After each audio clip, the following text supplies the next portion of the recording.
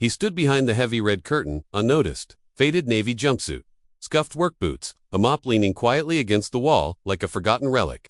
The ceremony had started 10 minutes ago, but no one had glanced his way. No one ever did. To most, he was invisible, just the janitor. But not to her. She was up there on stage, wrapped in honor cords and a cap that barely sat still on her tightly coiled hair. Her hands trembled as she held the diploma, not because she was nervous, but because her eyes were searching, scanning the sea of people, the folding chairs, the cell phones raised like shields, the proud mothers in pastel blouses, dabbing their eyes with tissues, the fathers adjusting ties they rarely wore, all those proud faces, and still, her seat was empty. She had saved it in the front row. Just one, right in the middle, gold-printed name tag, a rose on the seat cushion, untouched. The principal had just finished listing her awards. Full ride to Columbia, National Science Olympiad winner, first-generation graduate. But when he handed her the mic for the expected thank you speech, she didn't smile, she didn't look at the crowd. She turned around, faced the back of the stage, faced him, and pointed. "That's my father," she said. It took a second, a full breath-holding second, then heads turned, slowly, confused, curious, like something was broken in the moment and illusion. Maybe, and that's when they saw him. The man standing half in shadow, still holding a bottle of floor polish, his eyes wide, his back pressed against the brick wall, like he wanted to disappear. And then, silence. Even the air seemed to pause. Because what had just happened wasn't part of the program. This wasn't planned. This was real. She stepped down from the stage and began walking. Slowly, intentionally. Her robe flowing behind her like a cape tassel swinging with each step. All the cameras turned. And then she stopped in front of him. He opened his mouth, tried to speak, but nothing came out, so she did it for him. She reached up, grabbed the edge of his sleeve stained with years of labor, and held it like it was a lifeline.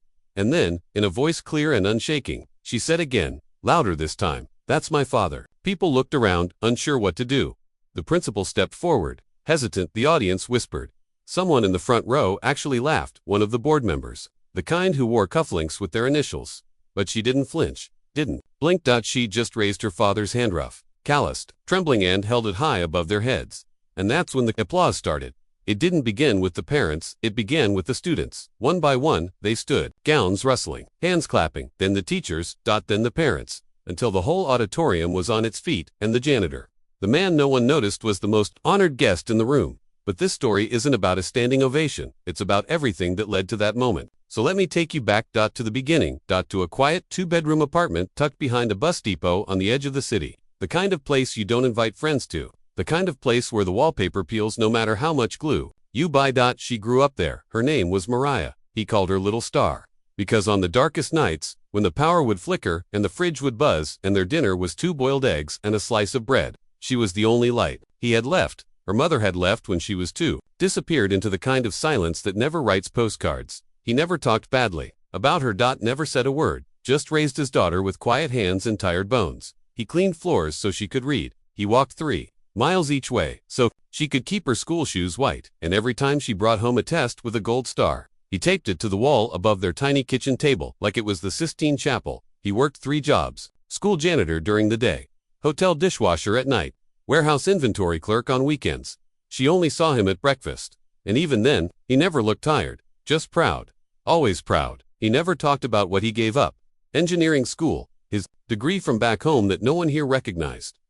The calluses on his hands that came from labor meant for 10 men. He only ever said, "You're going to do better than me," and she believed him, until one day, she didn't. Because kids are cruel, and when one of them called her mop girl in 5th grade, when they laughed because her dad wore the same uniform every day, something inside her folded shut, she stopped inviting him to things. She told him not to come to school events. She said it was fine. He nodded, didn't argue, just packed her lunch like always, but he still came, stood outside the fence, watched her play violin through the auditorium window, watched her win the spelling bee from the fire exit, watched her grow up from the sidelines, smiling like that was enough. And she let him, because she didn't know better. Not yet, but one day, everything changed. It was the winter of her freshman year. Cold, brutal, the kind of cold that crept under doors and lived in the walls. Mariah had made it into the best public high school in the district. Gifted tracked accelerated STEM program. Kids with last names on buildings, kids who never had to check a price tag. And then there was her. She had 2 pairs of jeans. She ironed them every night to keep them looking new. She kept her lunch money in her sock because she didn't trust the broken zipper on her hand-me-down backpack. She said the bus was easier, but it was really the only way there. And for the first few months, she kept her head down, did her work, got straight A's. Until one afternoon, she stayed late for chemistry lab. The janitor was there, mopping the hallway outside room 214. She didn't see him at first. She had just turned the corner, laughing at something one of the girls said when she stopped. He was on his knees, scrubbing graffiti off the lockers, and he looked up. Their eyes met and the hallway went quiet. The girls beside her paused. One of them whispered, "Isn't that?" Mariah didn't say anything. She just turned, walked away. And when she got home that night, he didn't mention it. He made rice and beans. They watched the same sitcom they always watched, but she could tell something in his eyes had dimmed. He didn't look at her the same. And later that night, when she was pretending to sleep, she heard the soft rustle of paper near the kitchen. He was at the table, going through bills, buttering under his breath, trying to figure out how to afford the upcoming school field trip to Washington, D.C. It was $327. She'd left the form in her backpack. She hadn't even asked. And yet there he was calculating what he could sell, which shift he could take, how many hours he could squeeze into a single body. She felt her throat tighten. She didn't sleep that night because shame is loud. When it finally hits, the next morning, she made him breakfast. Sat with him, told him about school. Told him about the field trip. He smiled. "I already signed the permission slip," and she burst into tears. Right there, on the cracked linoleum floor. "I'm sorry," she whispered, but he just put a hand on her shoulder. "Don't ever be," he said. "You shine. That's all I want." From that day forward, she changed. She stopped hiding him. When someone asked what her father did, she told them he was a hero. Because he was. She started walking home with him when she could, carrying the mop bucket down the hallways after class, sitting in the back room while he finished. She watched the way the teachers ignored him, the way students left trash 2 feet from a bin, the way nobody ever said thank you, and yet he never once looked angry, never bitter. He whistled while he worked, sang old songs in a voice that cracked at the edges. She started listening, really listening, and that's when she began writing about him. For her English essays, for college applications, for her valedictorian speech she was secretly working on 2 years before she'd ever earn it. She joined student government, pushed for better pay for the custodial staff, organized a day of appreciation. When no one signed up to help her, she cleaned every bathroom on campus by herself, scrubbed the same sinks her father did. She learned what bleach smells like after 6 hours. She learned what hard work tastes like in your lungs. And when she got home that night, she looked him in the eye and said, "Thank you." He smiled. "Now, you see," he said, "her grades stayed perfect. She applied to colleges in secret, afraid to hope too big. But one afternoon, an envelope came, thick cream-colored, with her name in embossed lettering. Full scholarship, Columbia University." She screamed. He dropped the dish he was holding. It shattered, but he didn't even flinch. Just ran to her, lifted her up, spun her around like she was 5 years old again. And then he cried, the only time she'd ever seen him do that. "I told you," he whispered, "you'd go farther." She clutched the letter and knew she would take him with her. Every step, every room, every award. He was coming, whether they saw him or not. But one day they would, she promised herself. And that day was graduation, and you already know how it started. Now, let me tell you what happened next, because that crowd, it didn't stop clapping. They clapped until their hands hurt, until the principal looked at her like he'd seen a ghost, and she stood there, hand in hand with the janitor, her father, and pulled him toward the stage. He resisted, shook his head. "This is your moment," he said. She smiled. "No," she said, "it's ours." Then she turned to the mic. She stepped back up to the microphone, still holding his hand, her robe trailing slightly behind her. The entire auditorium was silent, again, not out of awkwardness this time, but reverence. The kind that blankets a room when something sacred is unfolding. She took a breath, looked out over the hundreds of faces, parents, teachers, students, donors, board members, some of them still stunned, a few dabbing their eyes, many avoiding his gaze. She didn't read from paper. She didn't need notes. Her voice was steady, clear. Years of debate, team had trained her for this moment. But this wasn't a performance. This was her truth. "My name is Mariah de Leon," she said, "and yes, I am valedictorian of the class of 2024. I've been awarded a full scholarship to Columbia University. I've published papers, won competitions, lead student government." She paused. "But none of that matters if I don't tell you why I got here." She looked at him. He wouldn't meet her eyes. He stood still, jaw clenched, trying not to cry. "My father," she continued, "is a janitor. He cleans your offices. He vacuums this stage. He works before you wake and after you sleep. And for years, I was ashamed of that." You could hear a pin drop. "Not because of him," she said, "because of the world that told me he wasn't enough." She scanned the crowd, her gaze sharper now. "I watched people throw trash on the floor right after he cleaned it. I heard students mock him for having an accent. I watched grown adults walk past him like he was invisible. Then she turned, faced him, and I never once saw him complain.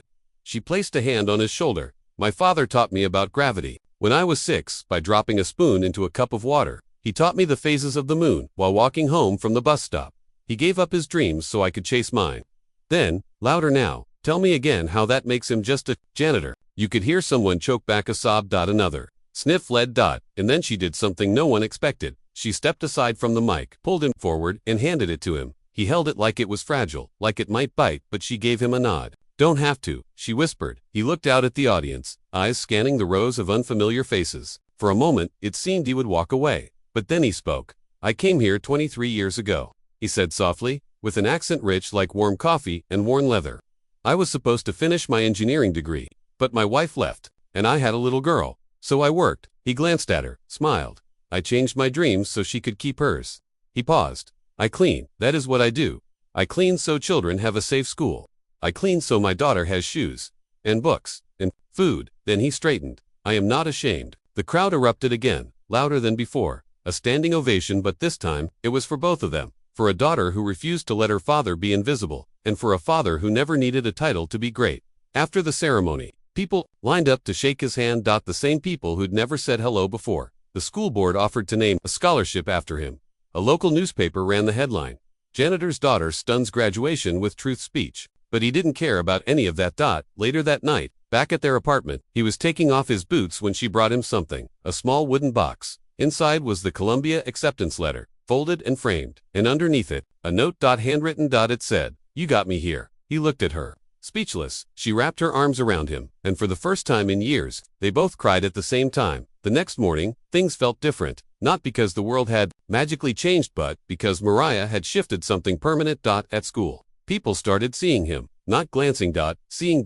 Teachers said good morning. Students nodded respectfully in the hallway. One of the sophomore boys who used to kick over the trash can just to watch him clean it up offered to carry his supply cart to the next building. It wasn't perfection, but it was a start. Mariah kept getting emails, messages, some from students, some from total strangers. A video of her speech had gone viral, 3 million views in 2 days. The title read, Valedictorian honors janitor, father, in most powerful graduation speech ever. There were comment sections filled with crying emojis, people sharing stories of their own father's mechanics, cab drivers, factory workers who had never been recognized. She got invited onto morning talk shows. One of the hosts cried on air, and every time they asked her, what inspired you to do it? She said the same thing.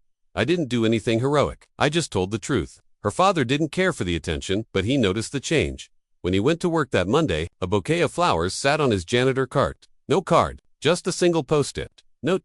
Thank you. He kept that note in his wallet. But something even bigger was happening in the background. Columbia reached out, not just with scholarship confirmation, but with a proposal. They wanted to feature her and her father in a new mentorship initiative, a program pairing incoming students with first-generation alumni and their families. She agreed on one condition, that her father be allowed to speak. They agreed, and when fall came, and she stood on Columbia's campus in a crisp blazer with her father beside her, she introduced him to the incoming class with the same pride she had on graduation day. But this time, it wasn't in defiance, it was in celebration. He told the room of new students about sacrifice, about dreams that bend but don't break, about how he once dreamed of being an engineer, and how he still might.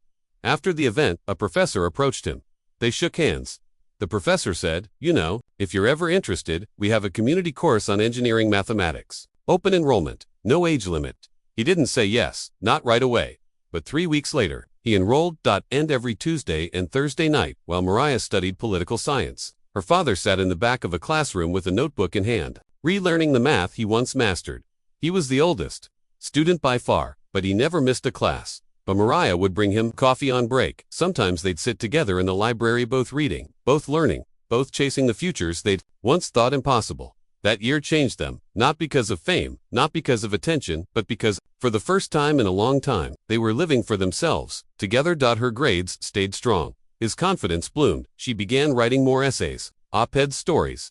One was titled, The Janitor Who Built My Future. It was picked up by The Atlantic. Later, republished in a textbook. He framed it and hung it in their living room, right next to the first math quiz he passed with a perfect score.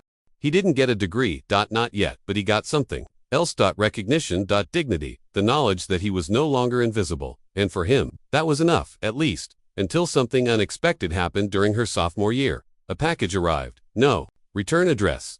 Inside was a crisp envelope. Columbia letterhead, a single-page document. An honorary title. Adjunct Mentor of Applied Engineering, Juan de Leon. And beneath that, a handwritten message from the dean. You've taught us what no classroom ever could. Thank you for raising a scholar, and for being one. 3 years passed. Mariah graduated from Columbia with highest honors. She had job offers from 3 firms in D.C., 2 in New York, and 1 fellowship in Geneva. But she didn't say yes to any of them, not right away, because there was something else she needed to do first. She went home, back to the same tiny apartment above the bus depot. Same creaky floors. Same peeling wallpaper. The scent of lemon cleaner and boiled rice still clung to the walls like memory. He was sitting at the kitchen table when she walked in, reading the local paper, wearing his usual navy work pants.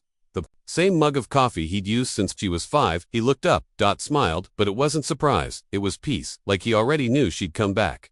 I missed your cooking, she said. He raised an eyebrow. That's code for, I'm hungry and didn't bring groceries. They laughed. It felt good. Easy. She cooked that night, burned the rice, under-seasoned the beans, but he said it was perfect. They talked for hours. About New York, about politics, about how he was getting better at calculus and still hated group projects. And then, when the dishes were drying and the lights were low, she pulled something out of her bag, a thick, blue folder. I need you to sign this, she said, placing it in front of him. He looked at it cautiously. What is it? A deed, she said. To a house? His brow furrowed. She slid a second paper out. Photos. A small, 1-story home, white shutters. A real front porch, a lawn. No buses in sight. It's yours, she said. Bought and paid. In your name. He stared. You bought me a house. She nodded. You gave up your future so I could have mine. It's only fair I return the favor. He didn't move, didn't speak, just kept looking at the picture like it might vanish if he blinked. Then his voice cracked. I never wanted repayment. No, she whispered.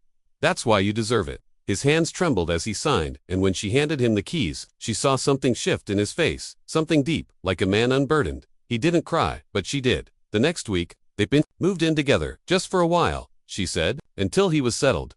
But deep down, she just missed being home, and that summer before her new job began she made a decision. She started a foundation, named it after him, the De Leon Initiative, a scholarship fund for the children of custodial workers. Its mission was simple, to find the next generation of invisible parents raising brilliant kids, to make sure janitors, dishwashers, night shift workers never had to sell their shoes so their children could dream. She called in favors, wrote essays, made videos, and within 6 months, the foundation had raised over $300,000, enough to fund 44 RD scholarships. Her father couldn't believe it. He went to the first award dinner wearing the same Navy suit he'd used at her Columbia graduation, and when he took the stage, shy, holding the mic like it might bite, he said only one thing. My daughter saw me, and that was enough. By the end of the night, the audience was on its feet.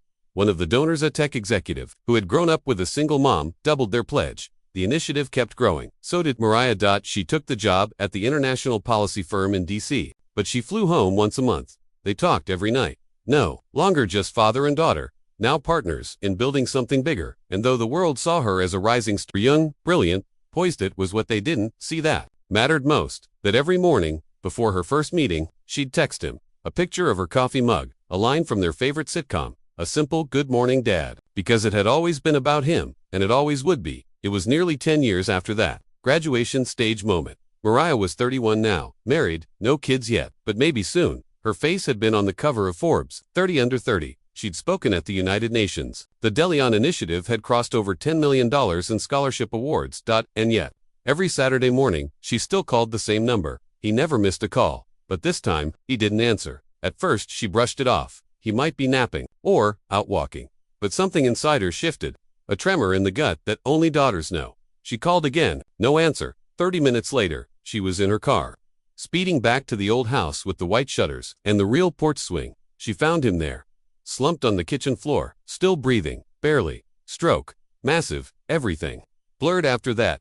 Hospital lights, beeping machines, IV bags, doctors talking like she wasn't in the room. She got here just in time. One nurse said, He was alive, but different.